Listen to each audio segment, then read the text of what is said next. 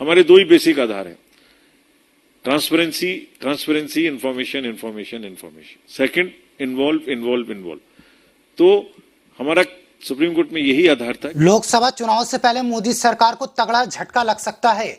चुनाव आयोग का ईवीएम को लेकर बड़ा बयान सामने आया, जिसके बाद चर्चाएं इस बात की होने लगी कि अब ईवीएम से चुनाव नहीं होंगे।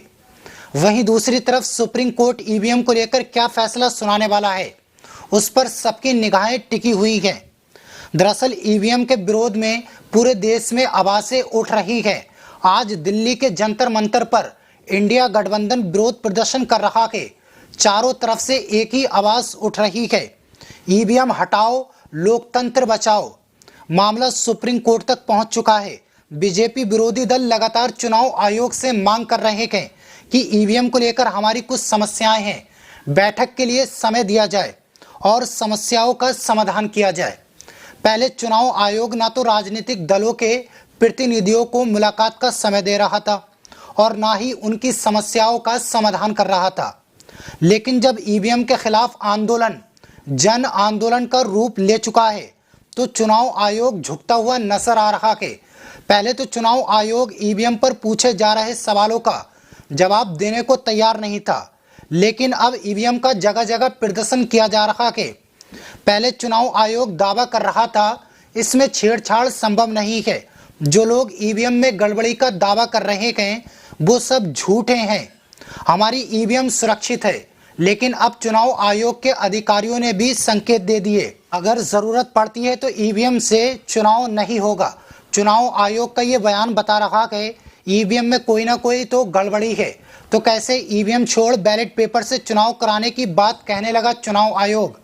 आज हम इसी मुद्दे पर विस्तार से बात करेंगे अपनी स्पेशल रिपोर्ट में, इसलिए वीडियो में आगे बढ़ने से पहले लाइक कीजिए इस वीडियो को, चैनल को सब्सक्राइब करने के बाद घंटी बजाना बिल्कुल ना भूलें। तो चर्चा ईवीएम की जगह बैलेट पेपर से चुनाव कराने के लिए कैसे तैयार होता दिखाई दे रहा है चुनाव आयोग। ईवीएम के खिलाफ देश भर में बढ़ता जा रहा है विरोध। 22 फरवरी को कांग्रेस का जंतर मंतर पर विरोध प्रदर्शन। ईवीएम की जगह बैलेट पेपर से चुनाव कराने की मांग पकड़ी रही है जोर। राजनीतिक दलों के साथ नागरिक संगठन भी आए सामने। 22 फरवरी से ईवीएम के खिलाफ दिल्ली के जंतर मंतर पर बड़ा प्रदर्शन शुरू हो चुका है। कांग्रेस नेता दिग्विजय सिंह सभी को प्रदर्शन में शामिल होने का न्योता देते हुए कह रहे हैं, हम हमारे हक की लड़ाई लड़कर रहेंगे। मेरा वोट किस व्यक्ति को किस पार्टी को जाएगा ये मेरा अधिकार है, मुझे उसकी 7 सेकंड की झलक नहीं, मुझे मेरा वोट मेरे हाथ में चाहिए जिसे मैं मत पेटी में स्वयं डाल सकूं। कांग्रेस नेता का कहना है अगर चुनाव आयोग ईवीएम से ही वोटिंग की जिद कर रहा है तो ईवीएम से वोट करा ले, लेकिन वीवीपैट की पर्ची मतदाताओं के हाथ में मिले जिसे वो बैलेट बॉक्स में डाल सकें और इस पर्ची की भी गिनती की जा सके। इसमें किसी भी तरह की परेशानी नहीं है। जब हम वोटिंग के बाद 1 महीने तक काउंटिंग का इंतजार कर सकते हैं तो 1 दिन और ज्यादा काउंटिंग में लगता है, तो इसमें कोई परेशानी नहीं होनी चाहिए। दिग्विजय सिंह ने ईवीएम पर सवाल उठाते हुए कहा, जो चिप ईवीएम के वीवीपैट में डाला गया है वो मेरा आदेश नहीं मानेगा, बल्कि उसमें डाले गए सॉफ्टवेयर का आदेश मानेगा। सॉफ्टवेयर क्या है मुझे नहीं पता, यानी कि मेरा वोट है, मैं नहीं डाल रहा हूं, ईवीएम का सॉफ्टवेयर डाल रहा है। तो आप बताएं मैं ईवीएम पर कैसे भरोसा करूं। इससे पहले इंडिया गठबंधन ने भी चुनाव आयोग से ये मांग की थी कि ईवीएम को लेकर कई सवाल हैं, लेकिन चुनाव आयोग ने इंडिया गठबंधन के नेताओं से मुलाकात के लिए मना कर दिया था। लेकिन अब चुनाव आयोग का मन ईवीएम को लेकर बदला हुआ नजर आ रहा है। ईवीएम को लेकर सुप्रीम कोर्ट कर रहा है सुनवाई।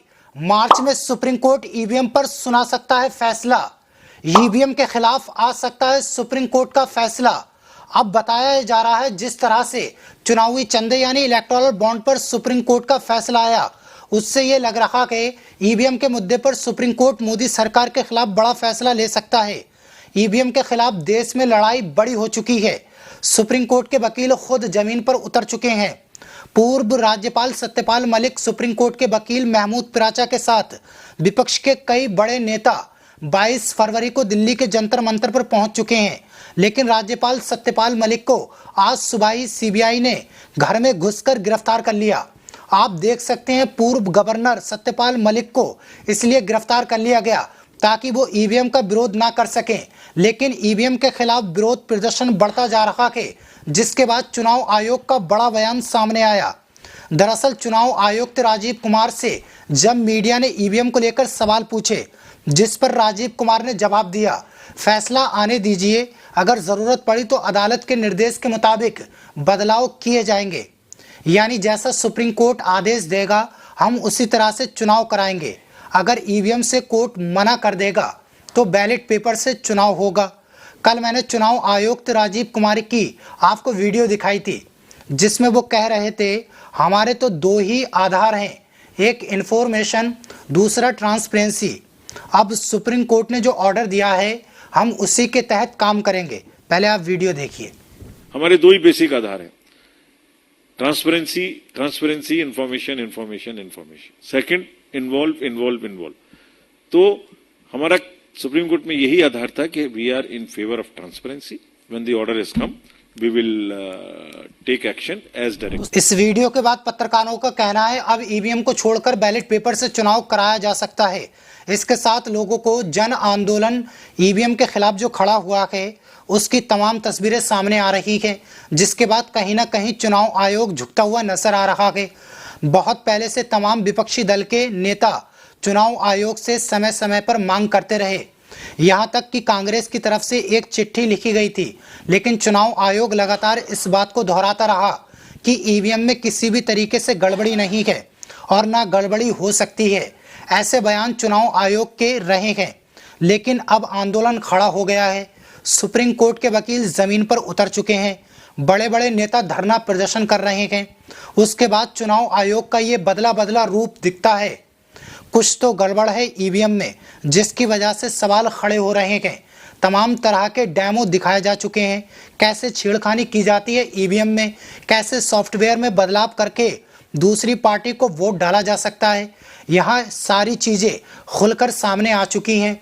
इस चैनल के माध्यम से लगातार हम बताते आए हैं, आईटी के स्टूडेंट ईवीएम हैक करने के दावे कर रहे हैं। तो ऐसे में चुनाव आयोग को ऐसा करना चाहिए था, जो आईटी के लोग हैं इस बात का दावा कर रहे हैं कि हम ईवीएम को हैक कर देंगे, तो उनको बुलाकर उनकी शंकाएं दूर की जाएं। लेकिन जब सुप्रीम कोर्ट के वकील आईटी स्टूडेंट ईवीएम को लेकर वहां पहुंचते हैं तो चुनाव आयोग उनकी बात सुनने से इनकार कर देता है और उनको गिरफ्तार कर लिया जाता है। लेकिन अब जब आंदोलन बढ़ रहा है, विपक्ष के तमाम नेता, सिविल सोसाइटी के लोग वकीलों के साथ आकर समर्थन कर रहे हैं, तब जाकर चुनाव आयोग का बड़ा फैसला आया कि हम सुप्रीम कोर्ट के आदेश के हिसाब से चलेंगे, जरूरत पड़ी तो ईवीएम हटा देंगे।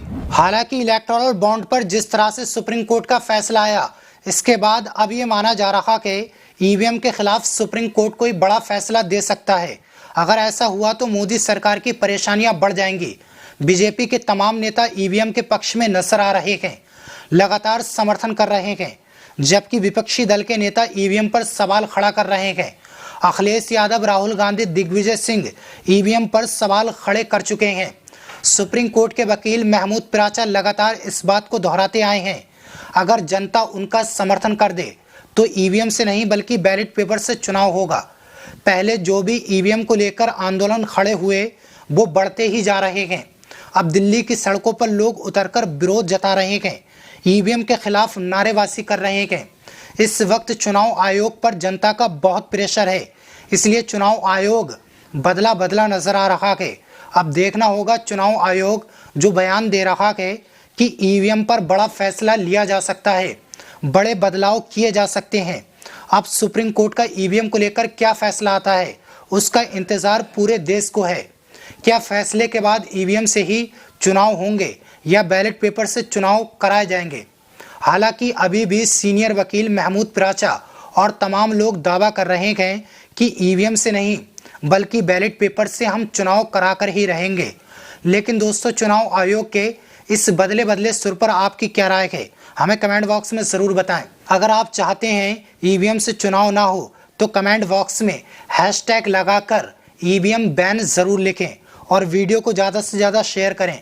मिलूंगा आप सभी से अगले वीडियो में, तब तक के लिए अपना और अपनों का ख्याल रखें।